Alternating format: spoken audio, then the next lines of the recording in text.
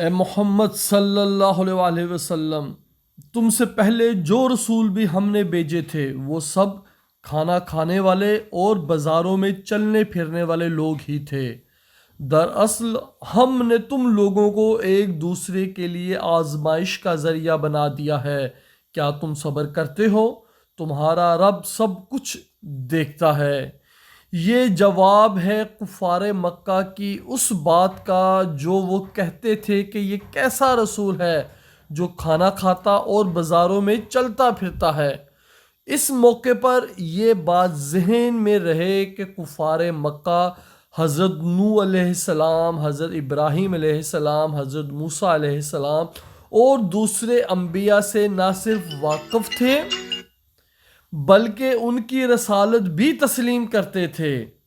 اس لیے فرمایا گیا کہ آخر محمد صلی اللہ علیہ وسلم کے بارے میں یہ نرالا اعتراض کیوں اٹھا رہے ہو؟ پہلے کون سا نبی ایسا آیا ہے جو کھانا نہ کھاتا ہو، بازاروں میں نہ چلتا پھرتا ہو، اور تو اور خود عیسیٰ بن مریم جن کو عیسائیوں نے خدا کا بیٹا بنا رکھا ہے اور جن کا مجسمہ کفار مکہ نے بھی کعبے میں رکھ چھوڑا تھا، انجیلوں کے مطابق کے بیان کے مطابق کھانا بھی کھاتے تھے اور بازاروں میں بھی چلتے پھرتے تھے۔ تو جو کفار مکہ تھے انہوں نے انبیاء کرام کے مجسمے بنا کر، بت بنا کر مکہ خانہ کعبہ میں رکھے ہوئے تھے، اور کئی صالحین کے بت بنا کر خانہ کعبہ کے اندر رکھے ہوئے تھے، اور ان بتوں کے نام کی وہ نظر و نیاز دیتے تھے۔ ان بتوں کو وہ اپنا حاجت روا، مشکل کشا سمجھتے تھے۔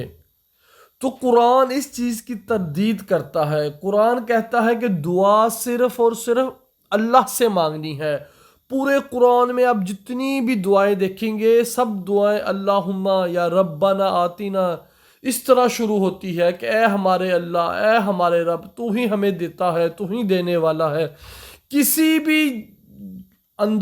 بھی دعا کے اندر یہ بات نہیں کہ یا اللہ ہم کہ کسی بت کی طرف یا کسی نبی کی طرف یا کسی ولی کی طرف منہ کر کے کسی نے یہ کہا ہو کہ جی ہم بڑے گنہگار ہیں، اللہ نے تو ہماری سننی نہیں ہے، تو اللہ تو ان کے ذریعے ہماری سن لے، تو ان کے ذریعے جو ہے نا ہمارا یہ کام کر دے۔ قرآن اس بات کی طرف کبھی بھی آپ کو نہیں جانے دیتا۔ قرآن ہمیشہ یہی کہتا ہے کہ ڈائریکٹ اللہ سے مانگو۔ ہمارے نبی نے بھی ہمیں جتنی بھی دعائیں سکھائی ہیں، ساری دعائیں ہمارے نبی نے یہی سکھائی ہیں کہ ڈائریکٹ اللہ سے مانگنا ہے۔ ہمارے نبی نے کبھی ہمیں یہ تعلیم نہیں دی کہ نہیں بیچ میں مجھے وسیلہ بنا کے مانگو، کسی نبی کو وسیلہ بنا کے مانگو، کسی صحابی کو وسیلہ بنا کے مانگو۔ مگر آج کا مسلمان جب بھی دعا مانگتا ہے بیچ میں انبیاء کرام کا وسیلہ، اولیاء کرام کا وسیلہ بنا کر مانگتا ہے۔ تو یہ بات ہمیں سوچنی چاہیے کہ مشرکین مکہ نے جو بت بنائے ہوئے تھے وہ بت جو تھے انبیاء کرام کے اور صالحین کے تھے، اور یہ سمجھتے تھے کہ یہ بت ہمارے جو ہے وہ مشکل کشا ہے، حاجت روا ہیں۔ ان کے بارے ان کا یہ عقیدہ تھا ہؤلاء شفاعونا عند اللہ، جی یہ اللہ کے حضور ہمارے سفارشی ہیں، یہ ہماری سفارش کریں گے۔ تو ایسی بات کو قرآن جھٹلاتا ہے، منع کرتا ہے۔ قرآن کہتا ہے نہیں، کہ کون ہے جو اللہ کے اذن کے بغیر سفارش کرے۔ آیت الکرسی کا اگر آپ ترجمہ پڑھ کے دیکھیں تو ڈائریکٹ اللہ کے نام، اللہ سے مانگنی ہے دعا، جو بھی دعا آپ نے مانگنی ہے۔ اللہ تعالیٰ کہتا ہے وَإِذَا سَأَلَكَ عِبَادِي عَنِّي فَإِنِّي قَرِيبٌ، اے بندے میں تو تمہاری شارک سے بھی قریب ہوں، مجھ سے مانگو۔ تو جو ہستی آپ کی شارک سے بھی قریب ہے، آپ اس ہستی کو چھوڑ کر اوروں کے ذریعے سے دعائیں مانگتے ہیں، اوروں کے وسیلے سے دعائیں مانگتے ہیں۔ نہیں، دعا مانگنی ہے تو صرف اور ڈائریکٹ اللہ سے دعا مانگنی ہے۔ افسوس کی بات یہ ہے کہ جیسے مشرکین مکہ نے ان اولیاء کرام کے، انبیاء کرام کے مجسمے بنا کر رکھے ہوئے تھے کہ یہ ہمارے سفارشی ہے، آج کے مسلمان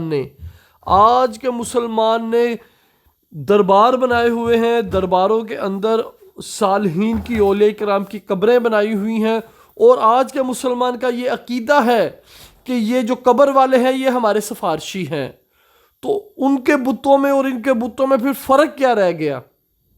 آج کے مسلمان کا بھی یہی عقیدہ ہے جی یہ ہماری سفارشی ہیں، یہ ہماری سفارش کریں گے جی، یہ ہمارے حاجت روا ہیں، یہ ہمارے مشکل کشا ہیں، کوئی ہمارا غریب نواز ہے، کوئی ہمارا غوث اعظم ہے، کوئی ہمارا داتا ہے۔